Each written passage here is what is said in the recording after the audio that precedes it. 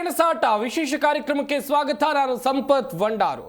ಭಾರತ ಹಾಗೆಯೇ ಆಸ್ಟ್ರೇಲಿಯಾ ನಡುವೆ ಇವತ್ತು ಸೆಮಿಫೈನಲ್ ಹಣಾಹಣಿ ನಡೀತಾ ಇದೆ. ಚಾಂಪಿಯನ್ಸ್ ಟ್ರೋಫಿ ಯಾರ ಪಾಲಾಗುತ್ತೆ ಸಾಕಷ್ಟು ಕುತೂಹಲ ಎಲ್ಲರಲ್ಲೂ ಕೂಡ ಇದೆ. ಪಂದ್ಯಕ್ಕಾಗಿ ಕೌಂಟ್ ಡೌನ್ ಶುರುವಾಗಿದೆ. ಇವತ್ತು ಮುಖಾಮುಖಿ ಆಗ್ತಾ ಇರುವಂಥದ್ದು ಭಾರತ ಹಾಗೆಯೇ ಆಸ್ಟ್ರೇಲಿಯಾ. Semifinal fight ರೋಚಕವಾಗಿರುತ್ತೆ. ಅದು ಕೂಡ ಯಾವ ರೀತಿಯಾಗಿರಬಹುದು ಎನ್ನುವುದಾಗಿ ಸಾಕಷ್ಟು ಕುತೂಹಲ ಇದೆ. ಈ ಬಗ್ಗೆ ಸಾಕಷ್ಟು ಮಾಹಿತಿಯನ್ನು ಕೊಡ್ತಾ ಹೋಗ್ತೀವಿ. ಇದೇ ಹೊತ್ತಿನ ವಿಶೇಷ ಸೆಮಿ ಸೆಣಸಾಟ.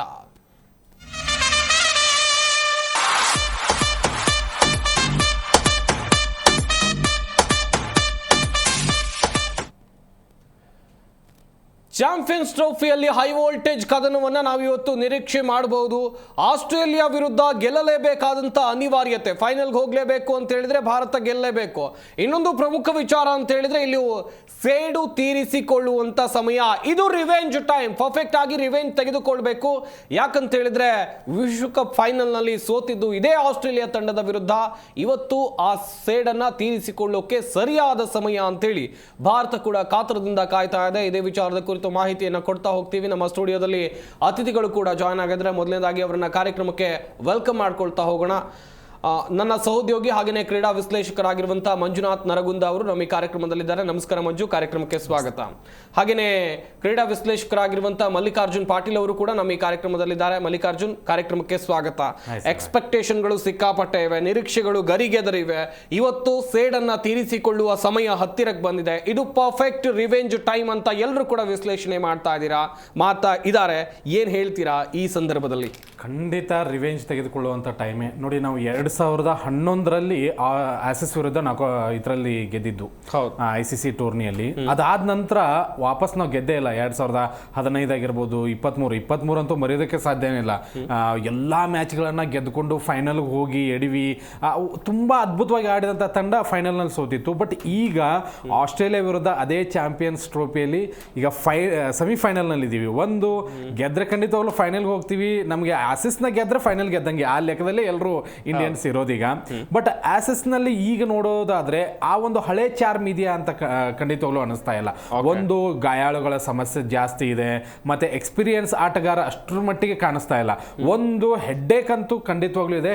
ಟ್ರಾವಿಸ್ ಹೆಡ್ ಅವರ ಒಂದು ವಿಕೆಟ್ ಬಿತ್ತು ಅಂತಂದ್ರೆ ಆಲ್ಮೋಸ್ಟ್ ಎಲ್ಲರನ್ನ ಕೂಡ ಪಳಗಿಸುವಂತ ಸಾಮರ್ಥ್ಯ ಭಾರತ ತಂಡದಲ್ಲಿ ಇದೆ. ಅವ್ರು ಒಬ್ರು ಪ್ರತಿ ಸಾರಿ ನಮಗೆ ಏನು ಟೆಸ್ಟ್ ವಿಶ್ವ ಚಾಂಪಿಯನ್ ಆಗಿರ್ಬೋದು, ಆಮೇಲೆ T20 ವಿಶ್ವಕಪ್ ಆಗಿರ್ಬೋದು, ಒನ್ ಡೇ ವಿಶ್ವಕಪ್ ಆಗಿರ್ಬೋದು, ಇಷ್ಟರ ಮಟ್ಟಿಗೆ ತಲೆ ಹೆಡ್ಡೇಕ್ ಆಗಿಬಿಟ್ಟಿದ್ದಾರೆ ಅಂತಂದ್ರೆ ಎಲ್ಲಾ ಮ್ಯಾಚಲ್ಲಿ ಭಾರತ ಅಂತ ಬಂದ್ರೆ ಖಂಡಿತ. ಈಗ ನೋಡಿ, ಪಾಕಿಸ್ತಾನ ಅಂತ ಬಂದ್ರೆ ಹೆಂಗೆ ನಮಗೆ ಕೊಹ್ಲಿ ನೆನಪಾಗ್ತಾರೋ ಹಂಗೆ ಭಾರತ ಅಂತಂದ್ರೆ ಟ್ರಾವಿಸ್ ಹೆಡ್ಡೇ ನೆನಪಾಗೋದು. ಅಷ್ಟರ ಮಟ್ಟಿಗೆ ಉತ್ತಮವಾಗಿ ಆಟವನ್ನ ಆಡ್ತಾರೆ.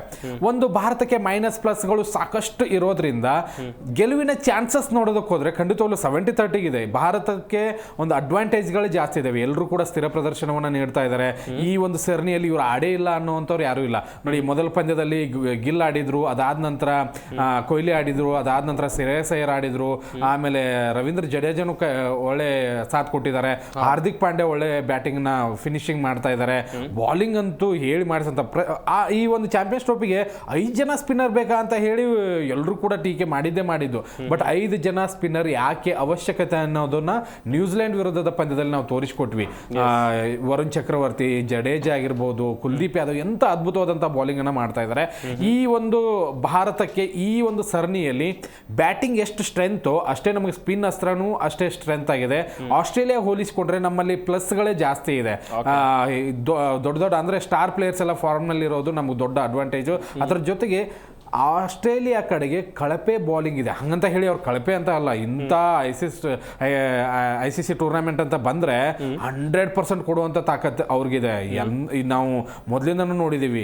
ಅಂತಹ ತಂಡದ ವಿರುದ್ಧ ಆಡುವಾಗ ಒಂದು ಸ್ವಲ್ಪ ಎಚ್ಚರಿಕೆಯಿಂದ ಆಡಬೇಕು ಅಂತ ನಾನು ಅನ್ಕೋತೀನಿ. ಬಟ್ ಅಡ್ವಾಂಟೇಜ್ ಅಂತೂ ಭಾರತದ ಕಡೆಗೆ ಜಾಸ್ತಿ ಇದೆ. ವಿರಾಟ್ ಕೊಹ್ಲಿ, ರೋಹಿತ್ ಶರ್ಮಾ, ಶುಭ್ಮನ್ ಗಿಲ್ಲು ಇವರೆಲ್ಲರೂ ಕೂಡ ಫಾರ್ಮ್ ನಲ್ಲಿ ಇರೋದು ಭಾರತ ತಂಡಕ್ಕೆ ದೊಡ್ಡ ಪ್ಲಸ್ ಪಾಯಿಂಟ್ ಅಂತ ಅನ್ಸುತ್ತೆ. ವೆಲ್ ಪಾಟೀಲ್, ತುಂಬಾ ಚೆನ್ನಾಗಿ ಹೇಳ್ತಾ ಇದ್ರಿ. ಭಾರತ ತಂಡದ ಬಲದ ಬಗ್ಗೆ ಹೇಳ್ತಾ ಇದ್ರು ಪಾಟೀಲ್. ಮಂಜುನಾಥ್, ಇನ್ನೊಂದು ಕಡೆಯಲ್ಲಿ ನಿರೀಕ್ಷೆಗಳು ನಾನು ಆಗ್ಲೂ ಕೂಡ ಕೇಳ್ತಾ ಇದ್ದೆ, ಸಿಕ್ಕಾಪಟ್ಟೆ ಇರುತ್ತೆ. ಇವತ್ತು ಒಂದ್ ರೀತಿ ಫೈನಲ್ ಪಂದ್ಯ ಮುಂದಿನ ಹಂತದಲ್ಲಿ ಇದ್ರೂ ಕೂಡ ಇವತ್ತೇ ಫೈನಲ್ ರೀತಿ ಭಾಸವಾಗ್ತಾ ಇದೆ. ಯಾಕಂತ ಹೇಳಿದ್ರೆ ಮುಖಾಮುಖಿ ಆಗ್ತಾ ಇರುವಂತದ್ದು ಆಸ್ಟ್ರೇಲಿಯಾ ಮತ್ತು ಭಾರತ. ನಿಮ್ಮ ಅನಿಸಿಕೆ, ಅಭಿಪ್ರಾಯ, ನಿಮ್ಮ ಗೆಲ್ಲುವ ಫೇವ್ರೆಟ್ ತಂಡ ಯಾವುದು? ಒಂದು ಅಫ್ಕೋರ್ಸ್ ಇಂಡಿಯಾ ಭಾರತ. ಅಫ್ಕೋರ್ಸ್ ಒಂದು ಓವರ್ ಆಲ್ ಈ ಚಾಂಪಿಯನ್ಸ್ ಟ್ರೋಫಿಲಿ ಇಂಡಿಯಾದ ಒಂದು ಜರ್ನಿ ನೋಡಿದರೆ ಅಂದರೆ ಇಂಡಿಯಾ ಕಂಟಿನ್ಯೂಸ್ ಆಗಿ 3 ಮ್ಯಾಚನ್ನು ಗೆದ್ದಿರುವಂಥದ್ದು. ಬಟ್ ಆಸ್ಟ್ರೇಲಿಯಾಗೆ ಹೋಲಿಸಿದರೆ ಆಸ್ಟ್ರೇಲಿಯಾ ನೋಡಿ ಇಂಗ್ಲೆಂಡ್ ಜೊತೆ ಮಾತ್ರ ಗೆದ್ದಿರುವಂಥದ್ದು, ಉಳಿದಿದ್ದೆಲ್ಲ 2 ಮ್ಯಾಚ್ಗಳು ಏನಾಗಿದೆ ಅಂದರೆ ಮಳೆಯಿಂದ ರದ್ದಾಗಿದ್ದಾವೆ. ಸೊ ಅಂದರೆ ಅವ್ರದ್ದೊಂದು ಒಂದು ಏನೋ ಸಕ್ಸಸ್ಸಿವ್ ಇದೆ ಅಂತ ಅಲ್ಲ, ಅದನ್ನ ಅಷ್ಟಾಗಿ ನಾವು ಕಂಡಿಲ್ಲ. ಯಾಕಂದರೆ 2 ಮ್ಯಾಚ್ ನಾವು ಮಳೆಯಲ್ಲಿ ರದ್ದಾಗಿರೋದ್ರಿಂದ ಅಫ್ಕೋರ್ಸ್ ಅದರ ಮತ್ತೆ ಇನ್ನೊಂದು ಫ್ಯಾಕ್ಟರ್ ಏನಂತಂದ್ರೆ ಸ್ಟಾರ್ ಆಟಗಾರರು ಏನೋ ಪ್ಯಾಟ್ ಕಮಿನ್ಸ್ ಇಲ್ಲ, ಮತ್ತೆ ಮಿಚೆಲ್ ಸ್ಟಾರ್ಕ್ ಇಲ್ಲ, ಇವರೆಲ್ಲ ಇರದೇ ಇರುವಂತದ್ದು ಒಂಥರ ಡಿಸ್ಅಡ್ವಾಂಟೇಜ್ ಆಗುತ್ತೆ. ಮತ್ತೆ ಓವರ್ ಆಲ್ ಈ ಪಂದ್ಯದ ವಿಚಾರಕ್ಕೆ ಬಂದ್ರೆ ಟಾಸ್ ಅನ್ನೋದು ಬಹಳ ಇಂಪಾರ್ಟೆಂಟ್ ಫ್ಯಾಕ್ಟರ್ ಆಗುತ್ತೆ. ಯಾಕಂದ್ರೆ ಸೆಕೆಂಡ್ ಇನ್ನಿಂಗ್ಸ್ಗೆ ಆಕ್ಚುಲಿ ಅದು ಸ್ಪಿನ್ಗೆ ಫೇವರೇಬಲ್ ಆಗಿರುವಂತ ಗ್ರೌಂಡ್ ಅದು.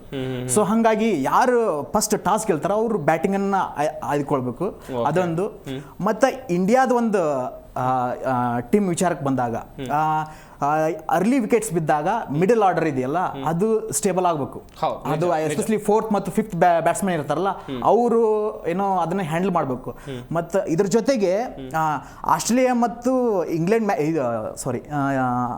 ಇಂಡಿಯಾ ಮ್ಯಾಚ್ ಅಂತ ಬಂದಾಗ ಪ್ರೆಸರ್ ಹ್ಯಾಂಡಲ್ ಮಾಡುವಂಥದ್ದು.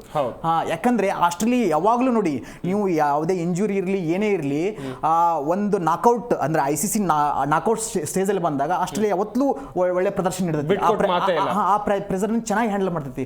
ಬಟ್ ಇಂಡಿಯಾ ಏನಂದ್ರೆ ಕಂಟಿನ್ಯೂಸ್ ಚೆನ್ನಾಗಿ ಗೆದ್ದಿದೆ, ಆದ್ರೆ ಇಲ್ಲಿ ಏನಂದ್ರೆ ಯಾರು ಪ್ರೆಸರ್ ಅನ್ನು ಚೆನ್ನಾಗಿ ಹ್ಯಾಂಡಲ್ ಮಾಡ್ತಾರೋ ಅವರು ಖಂಡಿತವಾಗ್ಲೂ ಈ ಏನೋ ಫೈನಲ್ ಸ್ಟೇಜಿಗೆ ಹೋಗ್ತಾರೆ. ಹೌದು. ಎಸ್ ಮಂಜು, ತುಂಬ ಚೆನ್ನಾಗಿ ಹೇಳ್ತಾ ಇದ್ರು ಪ್ರೆಷರ್ ಹ್ಯಾಂಡಲ್ ಮಾಡಬೇಕು ಎನ್ನುವಂಥದ್ದಾಗಿ.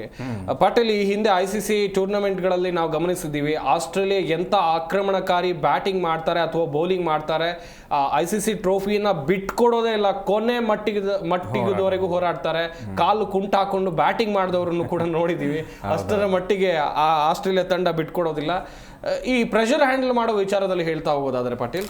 ಖಂಡಿತವಾಗ್ಲು ಎರಡು ತಂಡಗಳಿಗೆ ಹೋಲಿಸಿಕೊಂಡ್ರೆ ಎಕ್ಸ್ಪೀರಿಯನ್ಸ್ ಬ್ಯಾಟರ್ಗಳು ಎರಡು ತಂಡದಲ್ಲಿದ್ದಾರೆ ನೋಡಿ. ಅವ್ರ ತಂಡದಲ್ಲಿ ಸ್ಮಿತ್ ಇದ್ದಾರೆ, ನೀವು ಅವಾಗಲೇ ಹೇಳಿದ್ರಿ ಮ್ಯಾಕ್ಸ್ವೆಲ್ ಎಂಥ ಪ್ರದರ್ಶನ ಕೊಟ್ಟಿದ್ರು ಅಫ್ಘಾನಿಸ್ತಾನದ ವಿರುದ್ಧ, ಕಾಲ್ ಕುಂಟ್ತಾ ಇದೆ, ಬೇರೆ ಯಾವುದು ಬ್ಯಾಟ್ಸ್ಮನ್ಗಳಿಲ್ಲ, ಆದರೂ ಕೂಡ ಹಿಗ್ಗಾಮುಗ್ಗ ಹೊಡೆದು ಆ ಒಂದು ವಿಶ್ವಕಪ್ ಗೆಲುವಿಗೆ ಅದೇ ಒಂದು ಪಂದ್ಯ ಟರ್ನಿಂಗ್ ಪಾಯಿಂಟ್ ಕೂಡ ಆಯಿತು.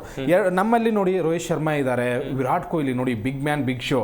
ಖಂಡಿತವಾಗ್ಲೂ ಇವತ್ತು ಎಲ್ರಿಗೂ ಕೂಡ ಆಸಕ್ತಿ ಇರೋದು ವಿರಾಟ್ ಕೊಹ್ಲಿ ಅವ್ರ ಮೇಲೆ.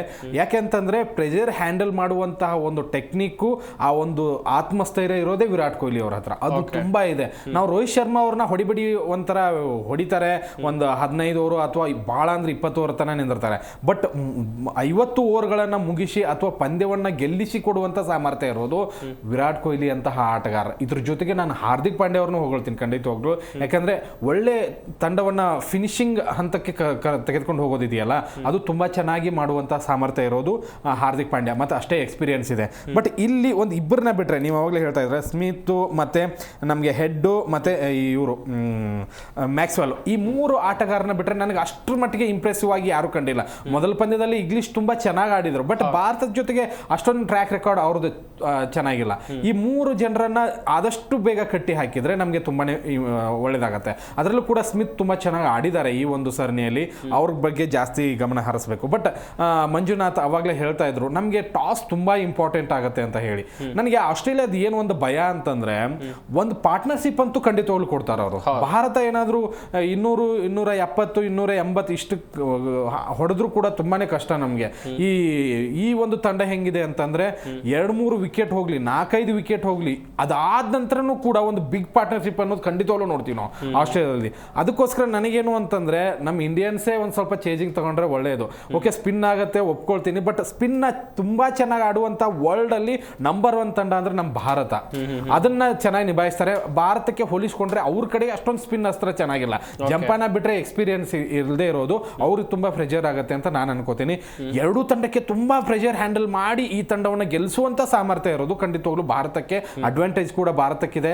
ಆಸ್ಟ್ರೇಲಿಯಾ ತಂಡ ಚೇಜಿಂಗ್ ಅಂತ ಬಂದ್ರೆ ನನಗೆ ಖಂಡಿತವಾಗ್ಲೂ ಅವ್ರಿಗೊಂದು ಮಾರ್ಕ್ಸ್ ಹೆಚ್ಚಿಗೆ ಕೊಡ್ತೀನಿ. ಎಸ್ ಮಂಜುನಾಥ್, ಇನ್ನೊಂದು ಕಡೆಯಲ್ಲಿ ಎರಡೂ ತಂಡಗಳನ್ನ ಕಂಪೇರ್ ಮಾಡಿದಾಗ, ಬಲಾಬಲಗಳನ್ನ ನೋಡಿದಾಗ ನಿಮ್ಗೆ ಯಾವ ಟೀಮ್ ಸ್ಟ್ರಾಂಗ್ ಆಗಿ ಕಾಣ್ತಾ ಇದೆ? Of course India. ಯಾಕಂತಂದ್ರೆ ಒಂದೇದ್ದು ಗ್ರೌಂಡ್ ಅನ್ನು ಚೇಂಜ್ ಮಾಡದೇ ಇರುವಂತದ್ದು ಒಂದು ಅಡ್ವಾಂಟೇಜ್. ಯಾಕಂದ್ರೆ ನೀವು ಕಳೆದ 3 ಮ್ಯಾಚ್ಗಳನ್ನ ನೋಡಿ ಆ ಬೌಲರ್ಗಳನ್ನ ವೇರಿಯೇಷನ್ಸ್ ಮಾಡಿದ್ದಾರೆ ರೋಹಿತ್ ಶರ್ಮಾ. ಮತ್ತೆ ಸ್ಪಿನ್ನರ್ ಮತ್ತು ಸ್ಪೀಡ್ ಕಾಂಬಿನೇಷನ್ ತುಂಬಾ ಚೆನ್ನಾಗಿದೆ ಇಂಡಿಯಾದಲ್ಲಿ. ಮತ್ತೆ ಓವರ್ ಆಲ್ ಅಂದ್ರೆ ಒಂದು ಪರ್ಫೆಕ್ಟ್ ಟೀಮ್ ಅಂತ ಹೇಳ್ಬೋದು. ಸೊ ಹಂಗಾಗಿ ಅಂದ್ರೆ ಅದೇ ಏನೆಲ್ಲ ಯಾರು ಚೆನ್ನಾಗಿ ಪ್ರೆಸರ್ ಹ್ಯಾಂಡಲ್ ಮಾಡ್ತಾರೆ ಅವ್ರು ಖಂಡಿತವಾಗ್ಲೂ ಗೆಲ್ತಾರೆ. ಅದು ಆ ಫ್ಯಾಕ್ಟರ್ ಅಲ್ಲಿ ಇಂಡಿಯಾ ಒಂದ್ ರೀತಿ ಇದಾಗಬೇಕು. ಖಂಡಿತವಾಗ್ಲು ನೀವು ಹೇಳ್ತಾ ಇದ್ರೆ ಈಗ ಪಾಕಿಸ್ತಾನದಲ್ಲಿ ಪಂದ್ಯಾಟಗಳು ನಡೀತಾ ಇದೆ, ಭಾರತ ಮಾತ್ರ ದುಬೈಲಿ ಆಡ್ತಾ ಇದೆ. ಈಗ ಬರ್ಬೇಕಾಗಿರೋ ತಂಡಗಳು ಭಾರತದ ಜೊತೆ ಯಾವುದೇ ತಂಡ ಆಡ್ಬೇಕು ಅಂತ ಹೇಳಿದ್ರೆ ದುಬೈಗೆ ಬರಬೇಕು. ಪಾಕಿಸ್ತಾನದಿಂದ ದುಬೈಗೆ ಬಂದಾಗ ಹವಾಮಾನ ವೈಪರೀತ್ಯ ಆಗುತ್ತೆ, ಆ ವೆದರ್ ಕಂಡೀಷನ್ಗೆ ಹೊಂದಿಕೊಳ್ಳೋದು ಸ್ವಲ್ಪ ಕಷ್ಟ ಸಾಧ್ಯ ಆಗಲ್ವಾ ಅಂತೇಳಿ ಆಸ್ಟ್ರೇಲಿಯಾ ಪ್ಲೇಯರ್ಗೆ. ಅಫ್ಕೋರ್ಸ್ ಅದೇ ಏನೆಲ್ಲ, ಬಟ್ ಇದೇ ಒಂದು ರೀತಿ ಬೈಲೇಟರ್ ರಿಲೇಷನ್ಶಿಪ್ನಲ್ಲಿ ಒಂದು ಇದು ಇರೋದ್ರಿಂದ ಇದೆಲ್ಲ ರಾಜಕೀಯ ಇಶ್ಯೂ ಇದೆ. ಯಾಕಂದ್ರೆ ನಾವು ಹೋಗ್ಲಿಕ್ಕೆ ಆಗೋಲ್ಲ, ಯಾಕಂದ್ರೆ ಗೌರ್ಮೆಂಟ್ ಪರ್ಮಿಷನ್ ಕೊಡಬೇಕು. ಗೌರ್ಮೆಂಟ್ ಪರ್ಮಿಷನ್ ಇಲ್ಲದೆ ಇದನ್ನ ಮಾಡೋಕ್ಕಾಗಲ್ಲ. ಇವನ್ ನೀವು ಯೋಚನೆ ಮಾಡಿ, ICC ಇವೆಂಟ್ ಅಲ್ಲಿ ಇಂಡಿಯಾ ಇಲ್ಲ ಅಂತಂದ್ರೆ ICC ಏನಿಲ್ಲ, ಯಾಕಂದ್ರೆ ಅಷ್ಟು ಎಕನಾಮಿಯನ್ನ ಜನರೇಟ್ ಮಾಡುತ್ತೆ ಇಂಡಿಯಾ. ಸೊ ಹಂಗಾಗಿ ಅವ್ರನ್ನ ಖಂಡಿತವಾಗ್ಲೂ ಕೇಳಲೇಬೇಕಾಗತ್ತೆ. ಯಾಕಂದ್ರೆ ನೀವು ಇಂಡಿಯಾವನ್ನ ಬಿಟ್ಟು ನೀವು ICC ಆಡ್ತೀರಾ, ಇಂಡಿಯಾವನ್ನ ಬಹಿಷ್ಕಾರ ಮಾಡಿ ನೀವು ICC ಇವೆಂಟ್ ಆಡ್ತಿರಂತಂದ್ರೆ ಸಾಧ್ಯನೇ ಇಲ್ಲ. ವ್ಯೂವರ್ಸ್ ಆಗೋಲ್ಲ, ಅಡ್ವರ್ಟೈಸ್ಮೆಂಟ್ ಇರಲ್ಲ, ಏನು ಇರಲ್ಲ. ಸೊ ಹಂಗಾಗಿ ಇಂಡಿಯಾ ಅನ್ನೋದು ಮೇಜರ್ ಫ್ಯಾಕ್ಟರ್ ಆಗುತ್ತೆ. ಸೊ ಇದು ಖಂಡಿತ ಆಸ್ಟ್ರೇಲಿಯಾ ಮೇಲಂತೂ ವ್ಯತಿರಿಕ್ತ ಪರಿಣಾಮನೇ ಇದು. ಯಾಕಂದ್ರೆ ನೀವೀಗ ಪಾಕಿಸ್ತಾನದ ನೆಲದಲ್ಲಿ ಹೋಗಿ ಆಡಿದಿರಿ, ಅಲ್ಲಿನ ಹವಾಮಾನಕ್ಕೆ ಒಗ್ಗೂಡಿದಿರಿ. ಇಲ್ಲಿ ಬಂದು ತುಂಬಾ ದಿನ ನಿಮ್ಗೆ ಟೈಮ್ ಸಿಕ್ಕಿರೋದ 1 ಅಥವಾ 2-3 ದಿನ. ಆ ವೆದರ್ಗೆ ನೀವು ಹೊಂದ್ಕೊಳ್ಬೇಕು ಅಂತಂದಾಗ್ಲೇನೆ ಒಂದ್ ಸ್ವಲ್ಪ ಟೈಮ್ ಹಿಡಿಯುತ್ತೆ, ಅಥವಾ ಆರೋಗ್ಯ ಸಮಸ್ಯೆ ಉಂಟಾಗಬಹುದು. ಆ ಪಿಚ್ ಕಂಡೀಷನ್ಗೆ ಒಗ್ಗೂಡ್ಬೇಕಂದ್ರೆ ಒಂದ್ ಸ್ವಲ್ಪ ಟೈಮ್ ಬೇಕಾಗತ್ತೆ. ಬಟ್ ನಮಗೆ ಒಂದು 15-20 ದಿನದಿಂದ ನಾವು ಅಲ್ಲಿ ಇರೋದ್ರಿಂದ ಪಿಚ್ ಕಂಡೀಷನ್ ನಮಗೆ ಗೊತ್ತಿದೆ, 3 ಪಂದ್ಯಗಳನ್ನು ಆಡಿದೀವಿ, ಗೆದ್ದಂತ ಹುಮ್ಮಸ್ಸಿದೆ, ಇದೆಲ್ಲವೂ ಇರೋದ್ರಿಂದ ನಮಗೆ ಪ್ಲಸ್ ಪಾಯಿಂಟ್ ಜಾಸ್ತಿ ಆಗುತ್ತೆ. ಆಸೀಸ್ ನೋಡಿ ಈಗ ಖಂಡಿತವಾಗ್ಲೂ ಇದೇ ಡಿಸ್ಅಡ್ವಾಂಟೇಜ್ ಇಂದಾನೆ ಕಡಿಮೆ ರನ್ಗಳನ್ನು ಗಳಿಸಬಹುದು, ಇಲ್ಲ ಬೇಗನೆ ವಿಕೆಟ್ಗಳನ್ನ ಹೋಗ್ಬೋದು. 100% ಇದು ನಮ್ಗೆ ಅಡ್ವಾಂಟೇಜ್ ಅಂತೂ ಖಂಡಿತವಾಗ್ಲೂ ಆಗುತ್ತೆ. ಎಸ್ ಪಾಟೀಲ್, ಇನ್ನೊಂದು ವಿಚಾರ ನೀವು ಆಗ್ಲೇ ಹೇಳ್ತಾ ಇದ್ರೆ ಒಂದಷ್ಟು ಆಟಗಾರರ ಅಲಭ್ಯತೆ ಆಸ್ಟ್ರೇಲಿಯಾ ತಂಡಕ್ಕೆ. 6 ಆಟಗಾರರು ಹೊರಗಿದ್ದಾರೆ. ಕೆಲವೊಂದಿಷ್ಟು ಜನ ವೈಯಕ್ತಿಕ ಆಸಕ್ತಿ, ಅವರ ವೈಯಕ್ತಿಕ ಆಯ್ಕೆ, ಕೆಲವೊಂದಿಷ್ಟು ಜನಕ್ಕೆ ಗಾಯಾಳು. ಹಾಗೇನೆ ಇದು ದೊಡ್ಡ ಮಟ್ಟದ ಹಿನ್ನಡೆ ಎನ್ನುವುದಾಗಿ ಚರ್ಚೆಗಳಾಗ್ತಾ ಇದೆ. ಆದ್ರೆ ಭಾರತ ತಂಡದಲ್ಲೂ ಕೂಡ ಒಂದಷ್ಟು ವೈಫಲ್ಯಗಳಿವೆ. ಅದ್ರ ಬಗ್ಗೆ ಹೇಳ್ತಾ ಹೋಗೋದಾದ್ರೆ ಪಾಟೀಲ್, ಖಂಡಿತ ಆಸ್ಟ್ರೇಲಿಯಾಗೆ ದೊಡ್ಡ ವೈಫಲ್ಯ ಅಂದ್ರೆ ಆ 6 ಜನರು ಮಿಸ್ ಆಗಿರೋದು. ಸಣ್ಣ ಪುಟ್ಟ ಮಿಸ್ ಅಲ್ಲ ಅದು. ಒಂದು ನೋಡಿ, ಜೇಸ್ ಹ್ಯಾಸಲ್ವುಡ್ ಅತಿ ವೇಗದ ಬೌಲಿಂಗ್ ಅಸ್ತ್ರ ಅವ್ರ ಹತ್ರ, ಅದನ್ನ ಮಿಸ್ ಮಾಡ್ಕೊಂಡಿದ್ದಾರೆ. ಸ್ಟಾರ್ಕ್ ನಂತ ಈಗ ನೋಡಿ ನಮಗೂ ಖಂಡಿತವಾಗ್ಲು ಅದನ್ನ ನಮ್ಮ ಮೈನಸ್ ಅಲ್ಲೂ ಹೇಳ್ಬಿಡ್ತೀನಿ. ಬೂಮ್ರಾ ಇಲ್ಲದೆ ಇರೋದು ನಮಗೂ ಮೈನಸ್ ಇದೆ, ಹಾಗೆ ಸ್ಟಾರ್ಕ್ ಇಲ್ಲದೆ ಇರೋದು ಅವ್ರಿಗೂ ಮೈನಸ್ ಇದೆ. ಇನ್ನು ತುಂಬಾ ಇಂಪಾರ್ಟೆಂಟ್ ಅಂದ್ರೆ fat Cummins as a captain ಆಗಿ, ಆಸ್ ಅ ಮಿಡಲ್ ಆರ್ಡರ್ ನಲ್ಲಿ ತುಂಬಾ ಸ್ಟ್ರಾಂಗ್ ಬ್ಯಾಟ್ಸ್ಮನ್ ಆಗಿ, ಆಸ್ ಅ ಫಿನಿಷರ್ ಆಗಿ, ಮತ್ತೆ ಮಧ್ಯಮ ಕ್ರಮಾಂಕದಲ್ಲಿ ಅತ್ಯುತ್ತಮ ಸ್ವಿಂಗ್ ಬೌಲರ್ ಆಗಿ, ತುಂಬಾ ಕ್ರೂಷಿಯಲ್ ಮೂಮೆಂಟ್ ಅಲ್ಲಿ ವಿಕೆಟ್ ತೆಗೆಯುವಂತ ಆಟಗಾರ ಅವ್ರು ಇಲ್ಲದೆ ಇರೋದು. ಸ್ಟೋಯ್ನಿಸ್ ನೋಡಿ ಇಂಥ ಆಟ ನೋಡಿ, ಆಲ್ರೌಂಡರ್ ಆಟಗಾರರೇ ಮಿಸ್ ಆಗಿರೋದು.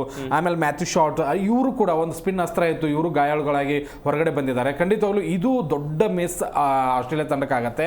ಅದ್ರ ಜೊತೆಗೆ ಮಂಜು ಮೊದಲೇ ಆರಂಭದಲ್ಲೇ ಹೇಳಿದಂಗೆ ಇವ್ರು ಗೆದ್ದಿರೋದೇ 1-2 ಮಳೆಯಿಂದ ರದ್ದಾಗಿದೆ. ಅವ್ರಿಗೆ ಒಂದು ಕಂಡೀಷನ್ ಅಂತೂ ಅರ್ಥ ಇದೆ, ಭಾರತ 3 ಗೆದ್ದು ಬಂದಿದೆ.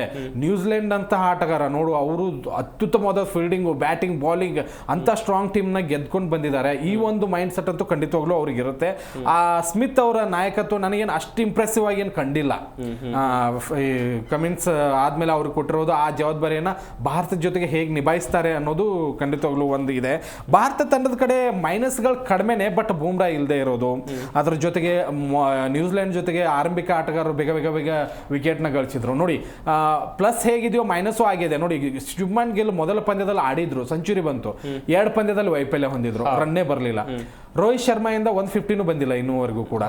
ಕೊಹ್ಲಿ 1 ಸೆಂಚುರಿ ಹೊಡೆದಿದ್ದಾರೆ, 1 ಮತ್ತು 3ನೇ ಪಂದ್ಯದಲ್ಲಿ ಸೇಮ್ ಅದೇ ತರ ಅಲ್ಲೇ ವಿಕೆಟ್ ಕೊಟ್ಟಿದ್ದಾರೆ. ಅದೊಂದು ದೊಡ್ಡ ಮೈನಸ್. ಗೊತ್ತಾಗುತ್ತೆ ಅವ್ರಿಗೆ ಅಲ್ಲಿ ಹೊಡೆದ್ರೆ ಆ ಒಂದು ಕಟ್ನ ಹೊಡಿತಾರೆ ಪಾಯಿಂಟ್ ಅಲ್ಲಿ, ಅಥವಾ ಸ್ಲಿಪ್ ಅಲ್ಲಿ ಲೆಗ್ ಸ್ಪಿನ್ನರ್ಗಂತೂ ವಿಕೆಟ್ ಒಪ್ಪಿಸ್ತಾರೆ ಅನ್ನುವಂಥದ್ದು ಎಲ್ರಿಗೂ ಗೊತ್ತಾಗ್ತಾ ಇದೆ. ಅದೊಂದು ದೊಡ್ಡ ಮೈನಸ್ ಇದೆ ನಮಗೆ. ಮತ್ತೆ ಮಧ್ಯಮ ಕ್ರಮಾಂಕದಲ್ಲಿ ನನಗೇನು ಅಷ್ಟು ಮೈನಸ್ ಅನಿಸ್ತಾ ಇಲ್ಲ. KL ರಾಹುಲ್ ಒಳ್ಳೆ ಬ್ಯಾಟಿಂಗ್ ಆಡಿದ್ದಾರೆ, ಕಳೆದ ಪಂದ್ಯದಲ್ಲಿ ವೈಫಲ್ಯ ಹೊಂದಿರಬಹುದು, ಬಟ್ 40+ ಅಂತೂ ರನ್ ಹೊಡಿತಾನೆ ಇದ್ದಾರೆ. ಆಮೇಲೆ ಹಾರ್ದಿಕ್ ಪಾಂಡ್ಯ ಒಳ್ಳೆ ಫಿನಿಶ್ ಮಾಡ್ತಾ ಇದ್ದಾರೆ. ಅಕ್ಷರ್ ಪಟೇಲ್ ಕೈ ಹಿಡಿತಾ ಇದ್ದಾರೆ ಖಂಡಿತವಾಗ್ಲು. ಆಮೇಲೆ ಬಾಲಿಂಗ್ ವಿಭಾಗಕ್ಕೆ ಬಂದರೆ ವೇಗದ ಬೌಲರ್ಗಳು ನಮಗೆ ಮೊಹಮ್ಮದ್ ಶಮಿ ಒಬ್ಬರೇ ಕಾಣಿಸ್ತಾ ಇರೋದ್ರಿಂದ ಅಷ್ಟು ಸ್ಟ್ರಾಂಗ್ ಆಗಿ, ಹಾರ್ದಿಕ್ ಪಾಂಡ್ಯ ಹಾಕ್ತಾರೆ ಇಲ್ಲ ಅನ್ನಲ್ಲ, ಬಟ್ ಹರ್ಷಿತ್ ರಾಣಾ ಎಕ್ಸ್ಪೀರಿಯನ್ಸ್ ಇಲ್ಲದೆ ಇರೋದು ಅಲ್ಲಿ ಒಂದು ಸ್ವಲ್ಪ ಮೈನಸ್ ಆಗ್ಬೋದೇನೆ. ಯಾಕಂದ್ರೆ ಆಸ್ಟ್ರೇಲಿಯಾ ತಂಡದವರು ವೇಗದ ಬೌಲಿಂಗ್ ಅನ್ನ ತುಂಬಾ ಚೆನ್ನಾಗಿ ಆಡ್ತಾರೆ. ಇಲ್ಲಿ ಹರ್ಷಿತ್ ರಾಣಾ ಅವರ 10 ಓವರು ಆಮೇಲೆ ಶಮಿ ಅವರ 10 ಓವರ್ಗಳನ್ನ ತಡ್ಕೊಂಡ್ರೆ ಸ್ಪಿನ್ನರ್ಗಳನ್ನ ಅಟ್ಯಾಕ್ ಮಾಡಿದ್ರೆ ಖಂಡಿತವಾಗ್ಲೂ ನಮಗೆ ಮೈನಸ್ ಆಗ್ಬೋದು ಅಂತ ನಾನು ಅನ್ಕೋತೀನಿ. ಭಾರತಕ್ಕೆ ಪ್ಲಸ್ಸೇ ಜಾಸ್ತಿ ಇದೆ ಮೈನಸ್ಗಳಿಗಿಂತ. ಕೊಹ್ಲಿ, ಶುಭ್ಮನ್, ರೋಹಿತ್ ಎಲ್ಲರೂ ಕೂಡ ಒಂದೊಂದು ಪಂದ್ಯಗಳಲ್ಲಿ ಆಡಿರೋದ್ರಿಂದ ಬಿಗ್ ಮ್ಯಾಚ್ ಅಂತ ಬಂದಾಗ ಖಂಡಿತವಾಗ್ಲೂ ಕೈ ಹಿಡಿತಾರೆ. ಒಂದು 300+ ರನ್ ಸ್ಕೋರ್ ಮಾಡೋದಕ್ಕೆ ಒಂದು ಆದ್ಯತೆಯನ್ನು ಕೊಡ್ತಾರೆ ಇವರು ಅಂತ ನಾನು ಅನ್ಕೋತೀನಿ. ಎಸ್ ಪಾಟೀಲ್, ಇನ್ನೊಂದು ವಿಚಾರ ಅಂತ ಹೇಳಿದ್ರೆ ರಾಹುಲ್ ಈಗ ಬರುವಂತ ಕ್ರಮಾಂಕ ಸರಿಯಾಗಿದೆಯಾ ಎನ್ನುವುದಾಗಿ ಒಂದಷ್ಟು ಚರ್ಚೆಗಳಾಗ್ತಾ ಇದೆ. ಓಪನರ್ ಆಗಿ ಭಾರತಕ್ಕೆ ಒಳ್ಳೆ ಸ್ಕೋರ್ ಅನ್ನ ಕಲೆ ಹಾಕುವಲ್ಲಿ ರಾಹುಲ್ ಕೊಡುಗೆ ದೊಡ್ಡದಿತ್ತು. ಆದ್ರೆ ಈಗ ರಾಹುಲ್ ಬೇಕಾಬಿಟ್ಟಿ ಕಳಿಸ್ತಾರೆ, ಯಾರೋ ಔಟ್ ಆದ್ರೂ ಯಾವ್ದೋ ಡೌನ್ ಅಲ್ಲಿ ಬರ್ತಾರೆ. ಏನ್ ಹೇಳ್ತೀರಾ ಈ ವಿಚಾರವಾಗಿ ಅಂತೇಳಿ?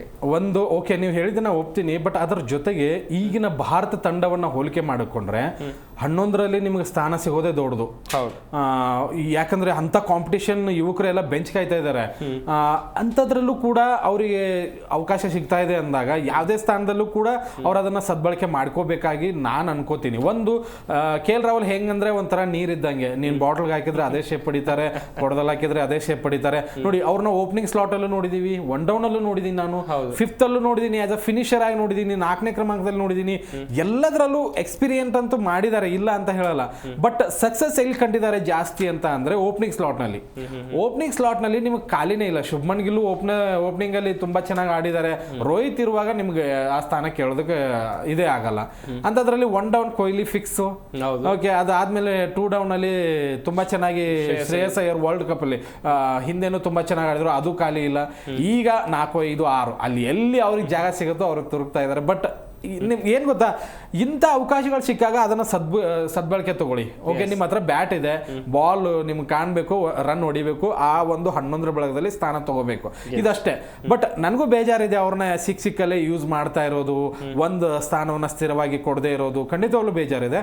ಹಾಗಂತ ಹೇಳಿ ಅವಕಾಶ ಸಿಗ್ತಾ ಇದೆಯಲ್ಲ, ಎಲ್ಲಾದ್ರೆ ಏನು ಅದು ಇರುತ್ತೆ, ಅದನ್ನ ಬಳಕೆ ಮಾಡ್ಕೋಬೇಕು ಅನ್ನೋದಿದೆ. ಎಸ್ ಮಂಜುನಾಥ್, ಇನ್ನೊಂದು ಕಡೆಯಲ್ಲಿ ಈಗ ಸ್ಪಿನ್ ಮಾಂತ್ರಿಕರು ನಮ್ಮ ತಂಡದಲ್ಲಿ ಸಿಕ್ಕಾಪಟ್ಟೆ ಜನ ಇದ್ದಾರೆ. ಜಡೇಜಾ, ಚಕ್ರವರ್ತಿ, ಹಾಗೇನೆ ಕುಲ್ದೀಪ್, ಅಕ್ಷರ್ ಆಗಿರಬಹುದು, ಇವರೆಲ್ಲರೂ ಕೂಡ ಮೊನ್ನೆ ಆಕ್ರಮಣಕಾರಿ ಅಟ್ಯಾಕ್ ಮಾಡಿದ್ರು. ಇವತ್ತಿನ ಪಂದ್ಯದಲ್ಲೂ ಕೂಡ ಸೇಮ್ ತಂಡ ಬೇಕಾ, ಏನಾದರೂ ಬದಲಾವಣೆ ಬೇಕಾಗತ್ತಾ? ಹರ್ಷಿತ್ ರಾಣಾ ಇನ್ನಾಗಬೇಕಾ, ಹೇಗೆ? ಇಲ್ಲ, ಈಗ ಹಳೆ ಹೋದ ಮ್ಯಾಚಲ್ಲಿ ಏನಿತ್ತು ಅದೇ ಒಂದು ಟೀಮನ್ನು ಕಂಟಿನ್ಯೂ ಮಾಡಬೇಕು. ಯಾಕಂತಂದರೆ ನೀವು ನೋಡಿ 4 ಮೇಜರ್ ಸ್ಪಿನ್ನರ್ ಬೌಲರ್ ಇರುವಂಥದ್ದು. 4 ಮೇಜರ್ ಅಂತಂದರೆ 40 ಓವರ್ವರೆಗೂ ಅವರು ಏನೋ ಆಸ್ಟ್ರೇಲಿಯಾ ಟೀಮನ್ನು ಅವ್ರನ್ನ ಫೇಸ್ ಮಾಡಬೇಕು. ಅದರಲ್ಲಿ ಹೆಚ್ಚಾಗಿ ಏನೋ ಮಿಡಲ್ ಆರ್ಡಲ್ಲಿ ಆಸ್ಟ್ರೇಲಿಯಾ ಸ್ಪಿನ್ಗಳನ್ನು ಆಡುವಂಥ ಆಟಗಾರ ಯಾರೂ ಇಲ್ಲ. ಹಾಗಾಗಿ ಸ್ಪಿನ್ನರ್ ಏನೋ ಹೆಚ್ಚಾಗಿ ಮೇಜರ್ ಫ್ಯಾಕ್ಟರ್ನ ವಹಿಸ್ತಾರೆ ಇಲ್ಲಿ. ಸ್ಪಿನ್ನರ್ ಮೇಜರ್ ಫ್ಯಾಕ್ಟರ್ನ ವಹಿಸ್ತಾರೆ. ಬಟ್ ಹರ್ಷಿತ್ ರಾಣಾ ಪಂದ್ಯದಲ್ಲಿ ಇಲ್ಲದೆ ಇರೋದು ಏನಾದರೂ ಎಫೆಕ್ಟ್ ಬೀಳಬಹುದಾ ಪಂದ್ಯಕ್ಕೆ? ಎಫೆಕ್ಟ್ ಅಂತ ಏನು ಅನಿಸಲ್ಲ, ಯಾಕಂದ್ರೆ ಲಾಸ್ಟ್ ಪಂದ್ಯದಲ್ಲಿ ಅವ್ರು ಇಲ್ಲದೆ ಕೂಡ ನಾವು ಅಂದ್ರೆ ಕಡಿಮೆ ರನ್ ಇದ್ದಾಗೂ ಕೂಡ ನಾವು ಡಿಫೆಂಡ್ ಮಾಡಿದ್ದೀವಿ. ಎಸ್ ಪಾಟೀಲ್, ಸಾಕಷ್ಟು ವಿಚಾರಗಳ ಕುರಿತು ಮಾಹಿತಿಯನ್ನು ಕೊಡ್ತಾ ಇದ್ರೆ, ಇನ್ನೊಂದು ಕಡೆಯಲ್ಲಿ ಇವತ್ತು ಎರಡೂ ತಂಡಗಳು ಕೂಡ ನಾವು ನಿರೀಕ್ಷೆ ಮಾಡಿದೀವಿ, ಸಿಕ್ಕಾಪಟ್ಟೆ ನಿರೀಕ್ಷೆಗಳಂತೂ ಇವೆ. ಟಾಸ್ ಎಷ್ಟು ಇಂಪಾರ್ಟೆಂಟ್ ಆಗ್ಬೋದು ಎನ್ನುವುದಾಗಿ. ಇನ್ನೊಂದು ಕಡೆಯಲ್ಲಿ ಎರಡೂ ತಂಡಗಳ ಪ್ಲಸ್ ಆ್ಯಂಡ್ ಮೈನಸ್ ವಿಚಾರವಾಗಿ ಹೇಳ್ತಾ ಹೋಗೋದಾದ್ರೂ ಕೂಡ ಖಂಡಿತ ಭಾರತ ಹೋಲಿಕೆ ಮಾಡಿಕೊಂಡ್ರೆ ಆಸ್ಟ್ರೇಲಿಯಾಗೆ ಒಂದು ಸ್ವಲ್ಪ ನಾವೇ ಪ್ಲಸ್ ಅಲ್ಲಿ ಜಾಸ್ತಿ ಇದೀವಿ. ಬ್ಯಾಟಿಂಗ್ ಸ್ಥಿರತೆ ಇದೆ. ಕೊಹ್ಲಿ ಅಂತ ಆಟಗಾರ ಸೆಂಚುರಿ ಹೊಡೆದಿದ್ದಾರೆ, ಆಮೇಲೆ ಗಿಲ್ ಸೆಂಚುರಿ ಹೊಡೆದಿದ್ದಾರೆ. ಕಳೆದ ಪಂದ್ಯದಲ್ಲಿ ಆ ಮಧ್ಯಮ ನಾವು ನೋಡಿ ಅಗ್ರ ಪಂದ್ಯದಲ್ಲಿ ವಿಕೆಟ್ ಅನ್ನು ಒಪ್ಪಿಸಿದ್ರು ಕೂಡ ಮಧ್ಯಮದಲ್ಲಿ ಶ್ರೇಯಸ್ ಅಯ್ಯರ್, KL ರಾಹುಲ್, ಹಾರ್ದಿಕ್ ಪಾಂಡ್ಯ, ಅಕ್ಷರ್ ಪಟೇಲ್ ಇವರೆಲ್ಲರೂ ಕೂಡ ಕೈ ಹಿಡಿತಾ ಇರೋದು ನಮಗೆ ಪ್ಲಸ್ ಇದೆ. ಅಲ್ಲಿ ಏನು ನಮ್ಗೇನು ಮೈನಸ್ ಅಂತೂ ಕಾಣಿಸ್ತಾ ಇಲ್ಲ. ಬಾಲಿಂಗ್ ವಿಭಾಗಕ್ಕೆ ಬಂದರೆ ಖಂಡಿತವಾಗ್ಲೂ ಸ್ಪಿನ್ ಅಸ್ತ್ರ ಆ ಒಂದು ಪಿಚ್ಗೆ ಒಗ್ಗೂಡಿದೆ. ಅಂದರೆ ವರುಣ್ ಚಕ್ರವರ್ತಿ ಆಗಿರ್ಬೋದು, ಜಡೇಜಾ ಆಗಿರ್ಬೋದು, ಅಕ್ಷರ್ ಪಟೇಲ್ ಆಗಿರ್ಬೋದು, ಕುಲ್ದೀಪ್ ಯಾದವ್ ತುಂಬಾ ಒಳ್ಳೆ ಸ್ಪಿನ್ ಅಟ್ಯಾಕ್. ಓಕೆ, ನೀವು ಅದ್ಭುತವಾದಂಥ ಪ್ರಶ್ನೆ ಕೇಳಿದ್ರೆ ಅಲ್ಲಿ ಒಬ್ಬ ಫಾಸ್ಟರು ಹರ್ಷಿತ್ ರಾಣಾ ತಗೊಂಡ್ಬಂದ್ರೆ ಒಳ್ಳೆಯದು. ಯಾಕೆಂದ್ರೆ ಆಸ್ಟ್ರೇಲಿಯಾ ಯಾವಾಗ ಹೇಗೆ ಆಡ್ತಾರೋ ಅಟ್ಯಾಕಿಂಗ್ ಮಾಡೋದಕ್ಕೆ ಹೋದ್ರೆ ಎಲ್ಲ ಸ್ಪಿನ್ನರ್ಗಳನ್ನ ಹೊಡಿಯೋಕೆ ಹೋದ್ರೆ 4 ಜನ ಸ್ಪಿನ್ನರು ಯಾರು ನಡೆಸ್ತೀರಾ ನೀವು? ಅಲ್ಲಿ ಹಾರ್ದಿಕ್ ಪಾಂಡ್ಯ 10 ಓವರು, ಶಮೀದ್ 10 ಓವರ್ ಮುಗಿದೇ ಹೋಯ್ತು. ಉಳಿದವ್ರನ್ನೆಲ್ಲ ಚೆಚ್ಚಿ ಬಿಸಾಕತ್ರೆ ಖಂಡಿತವಾಗ್ಲೂ ಮೈನಸ್ ಆಗುತ್ತೆ. ಹರ್ಷಿತ್ ರಾಣಾನ ತೆಗೆದುಕೊಳ್ಬಾರ್ದ ಅನ್ನೋದು ಪಿಚ್ ಕಂಡೀಷನ್ ಮೇಲೆ ಖಂಡಿತವಾಗ್ಲೂ ರೋಹಿತ್ ಶರ್ಮಾ ಅವರು ಅದನ್ನ ಅನುಸರಿಸ್ಕೊಳ್ತಾರೆ. ಅದರ ಜೊತೆಗೆ ನಾವು ಬಂದ್ರೆ ಯಾರು ಭಾರತ ಭಾರತದ ತಂಡದಲ್ಲಿ ಯಾವುದೇ ಬದಲಾವಣೆ ಇಲ್ಲ ಅನ್ಕೋತೀನಿ. ಸಕ್ಸಸ್ ಯಾಕಂದ್ರೆ ನ್ಯೂಜಿಲೆಂಡ್ ಜೊತೆ ಕಂಡಿರೋ ಕಾರಣಕ್ಕಾಗಿ ಸಕ್ಸಸ್ ಅದು ಇದ್ದೇ ಇದೆ. ಇನ್ನು ಟಾಸ್ ವಿಚಾರಕ್ಕೆ ಬಂದ್ರೆ ಖಂಡಿತವಾಗ್ಲೂ ತುಂಬಾ ಪ್ರಮುಖವಾದಂತಹ ಪಾತ್ರವನ್ನ ವಹಿಸುತ್ತೆ. ಟಾಸ್ ಗೆದ್ದವರು ಖಂಡಿತವಾಗ್ಲೂ ಚೇಸಿಂಗ್ ತೆಗೆದುಕೊಳ್ತಾರೆ ಅಂತ ನಾನು ಅನ್ಕೋತೀನಿ. ಯಾಕಂದ್ರೆ ಮೊದಲು ಆಡುವಂತಹ ತಂಡ ಹೆಚ್ಚಿನ ಸ್ಕೋರ್ ಮಾಡೋದಕ್ಕೆ ಸಾಧ್ಯ ಆಗಲ್ಲ ಆ ಒಂದು ಪಿಚ್ನಲ್ಲಿ. 270 ಹೋಗ್ತೀನಿ, 290 ಹೋಗ್ತೀನಿ ಅಂದ್ರೆ ಇದು ವಿನ್ನಿಂಗ್ ಚಾನ್ಸ್. 300 ಹೊಡಿತೀನಿ ಅಂದ್ರೆ ಆಗೋದೇ ಇಲ್ಲ, ಯಾಕಂದ್ರೆ ಅದ್ಭುತವಾಗಿ ಸ್ಪಿನ್ ಆಗುತ್ತೆ, ಸ್ವಿಂಗ್ ಆಗುತ್ತೆ, ಬಾಲು ನಿಂತ್ಕೊಂಡು ಆಡಬೇಕಾಗತ್ತೆ. ಬಟ್ ಹಂಗಂತ ಹೇಳಿ ಕಳೆದ ಪಂದ್ಯದಲ್ಲಿ ನ್ಯೂಜಿಲೆಂಡ್ ವಿಲಿಯನ್ಸನ್ ಆಡಿದ್ರಲ್ಲ, ಹಂಗೆ ಆಡಿದ್ರೆ ಸೋತ್ಕೊಂಡು ಹೋಗ್ತೀವಿ ಅಷ್ಟೇ. ಅವ್ರೇನು ಬೇಕು ಅಂತಾನೆ ಆಡಿದ್ರು, ಏನೋ ಆಸ್ಟ್ರೇಲಿಯಾ ಬೇಡ ಅಂತ ನನಗೇನು ಗೊತ್ತಿಲ್ಲ. ಬಟ್ ಒಂದು ಲೆಕ್ಕಾಚಾರದಲ್ಲಿ ಭಾರತ ಅದ್ಭುತವಾಗಿ ಕಮ್ ಬ್ಯಾಕ್ ಮಾಡಿತ್ತು. ನಾನು ಅನ್ಕೊಂಡಿರಲಿಲ್ಲ ಈ ಪಂದ್ಯವನ್ನು ಗೆಲ್ತಾರೆ ಅಂತ ಹೇಳಿ, ಬಟ್ ಸ್ಪಿನ್ ಅಸ್ತ್ರ ತುಂಬಾ ಚೆನ್ನಾಗಿತ್ತು. ಅದೇ ಕಾರಣಕ್ಕಾಗಿ ನನಗೆ ಬ್ಯಾಟಿಂಗ್ ಬಲ ದೊಡ್ಡದಿರೋದ್ರಿಂದ ನಮ್ಮ ಹತ್ರ ಚೇಂಜಿಂಗ್ ಆದರೆ ಆಸ್ಟ್ರೇಲಿಯಾ ಬಾಲರ್ಗಳನ್ನು ಎದುರಿಸಬಹುದು. ಯಾಕಂದ್ರೆ ಅನ್ಎಕ್ಸ್ಪೀರಿಯನ್ಸ್ ಬಾಲರ್ಸ್ ಇರೋದ್ರಿಂದ ಆ ತಂಡವನ್ನ ಈಸಿಯಾಗಿ ಎದುರಿಸಿ ಚೇಂಜ್ ಮಾಡಿ ಗೆಲ್ಬಹುದು. ಅದಕ್ಕೋಸ್ಕರ ಟಾಸ್ ಗೆದ್ದು ಫೀಲ್ಡಿಂಗ್ ಆಯ್ಕೆ ಮಾಡ್ಕೊಳ್ಳಿ ಅನ್ನೋದು ನನ್ನ ಅಭಿಪ್ರಾಯ. ಎಸ್ ಮಂಜುನಾಥ್, ಇನ್ನೊಂದು ಕಡೆಯಲ್ಲಿ ಕಾಂಗ್ರೆಸ್ ನಾಯಕಿಯೊಬ್ಬರು ಕೊಟ್ಟಂತ ಹೇಳಿಕೆ ದೊಡ್ಡ ಮಟ್ಟದಲ್ಲಿ ಚರ್ಚೆ ಆಗ್ತಾ ಇದೆ. ರೋಹಿತ್ ಶರ್ಮಾ ಅವರ ತೂಕದ ವಿಚಾರವಾಗಿ ಅವರು ಮಾತನಾಡಿದ್ದು, ನಿಜಕ್ಕೂ ಒಂದು ತಂಡ ಭಾರತವನ್ನ ಪ್ರತಿನಿಧಿಸಿಕೊಂಡು, ನಮ್ಮ ದೇಶವನ್ನ ಪ್ರತಿನಿಧಿಸಿಕೊಂಡು ICC ಚಾಂಪಿಯನ್ಸ್ ಟ್ರೋಫಿಯನ್ನು ಆಡ್ತಾ ಇದೆ. ಇಂಥ ಸಂದರ್ಭದಲ್ಲಿ ಒಬ್ರು ರಾಜಕೀಯ ವ್ಯಕ್ತಿ ಇಂಥ ಹೇಳಿಕೆಗಳನ್ನು ಕೊಡೋದು ಎಷ್ಟರ ಮಟ್ಟಿಗೆ ಸರಿ? ಅವರ ಆಟಗಾರರ ಮನೋಸ್ಥೈರ್ಯವನ್ನು ಕುಗ್ಗಿಸುವಂತ ಕೆಲಸವಲ್ವಾ ಇದು? ಹೇಗೆ ಆಟದ ಪ್ರದರ್ಶನದ ಬಗ್ಗೆ ಗಮನ ಕೊಡಬೇಕು ಹೊರತು ಬಾಡಿ ಶೇಮಿಂಗ್ ಮಾಡಬಾರ್ದು. ನಿಜ ನಿಜ ನಿಜ. ಯಾಕಂದ್ರೆ ಸಾಕಷ್ಟು ಜನ ಲೆಜೆಂಡ್ ಆಟಗಾರರನ್ನ ನೋಡ್ತೇವೆ ನಾವು. ಇಂಜ್ಮಾ ಮುಲಕ್ ಲೈಫ್ ಪೂರ್ತಿ ಜೀವನ ಪೂರ್ತಿ ಹೆವಿ ವೇಟ್ ಆಗೇ ಇದ್ರು ಅವರು.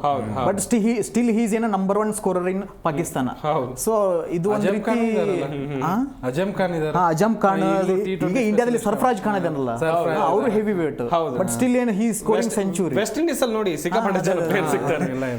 ಒಂದೇನ್ ಗೊತ್ತಾ, ಕ್ರಿಕೆಟ್ಗೂ ರಾಜಕೀಯಕ್ಕೂ ತರಲೇಬಾರ್ದು, ಇವ್ರು ಮಾತಾಡ್ಲಬಾರ್ದು, ಎಂಜಾಯ್ ಮಾಡಿ ಅಷ್ಟೇ. ಏನು ರೋಹಿತನ್ ಕೆಳಗಡೆ ಇವ್ರು ಏನ್ ಮಾತಾಡೋದು? ಎಸ್ ಎಸ್ ಪಾಟೀಲ್, ಮಲ್ಲಿಕಾರ್ಜುನ್ ಪಾಟೀಲ್ ಹಾಗೇನೆ ಮಂಜುನಾಥ್ ನರಗುಂದ ನಮ್ಮ ಈ ಕಾರ್ಯಕ್ರಮದಲ್ಲಿ ಜಾಯ್ನ್ ಆಗಿ ಸಾಕಷ್ಟು ಮಾಹಿತಿಯನ್ನು ಕೊಟ್ಟಿದ್ದಕ್ಕಾಗಿ ಇಬ್ಬರಿಗೂ ಕೂಡ ಧನ್ಯವಾದಗಳು.